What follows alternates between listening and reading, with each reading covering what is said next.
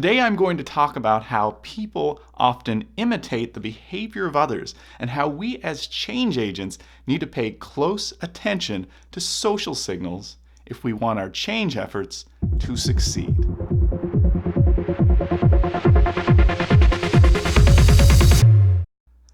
What do we all do when we're in a situation where we are not totally sure how to behave? We look to other people and copy what they're doing. This actually works out well when one or more of those people knows what to do. But in times of change, nobody knows exactly what to do, and that can lead to problems. One of those problems is the bystander effect, described by Latané and John M. Darley. Latané and Darley recruited some volunteers from Columbia University to sit in a room and fill out a survey. While they sat, a manufactured crisis took place. Smoke poured into the room. In rooms with only one student, 75% of the time the student got up and notified someone about the smoke. But in rooms with 3 students, only 38% of the groups of 3 ever reported the smoke. They just sat there. Each person's inaction signaled to the others that there was no need to do anything. Soul Pancake, on their show The Science of Empathy, recreated this effect by having the host attempt to assemble a tent while a single subject in a room full of actors filled out surveys. They measured the time it took for the subject to volunteer to help the host. In a room with 9 actors who all ignored the host as he struggled, subjects took an average of 8 minutes and 1 second to offer to help. With 4 actors, subjects took an average of 7 minutes and 25 seconds. When subjects were alone, though, they offered to help in just 3 minutes and 19 seconds. The Heath brothers explained the difference in the 2 situations by saying that when there's a crowd, you have 2 stimuli to process instead of 1, the event itself and the crowd's reaction to it.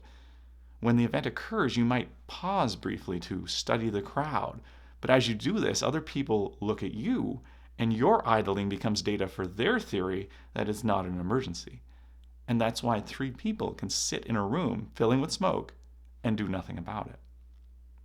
The bystander effect is just one example of the contagiousness of behavior. It turns out that obesity is also contagious. Dr. Nicholas Christakis of Harvard Medical School ran a study that followed 12,067 people for 32 years and found that when a person became obese, their friends' likelihood of becoming obese tripled. It didn't even matter whether the friends lived nearby or in another part of the country. Dr. Christakis explained it as having your idea of what is an acceptable body type change by looking at the people in your life. Drinking is also contagious. A study found that college males, when paired with a dormitory roommate who drank frequently in high school, had their GPAs drop by a 1/4 point on average.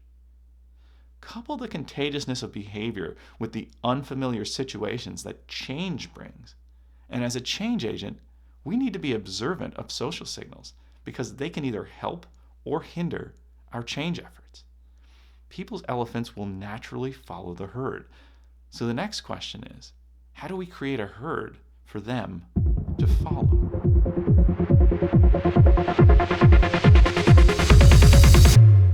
If you're watching this on YouTube, don't forget to hit the subscribe button so you can subscribe for free. On LinkedIn, click the follow button next to my name. On IGTV, you can just click the person icon with the plus next to it.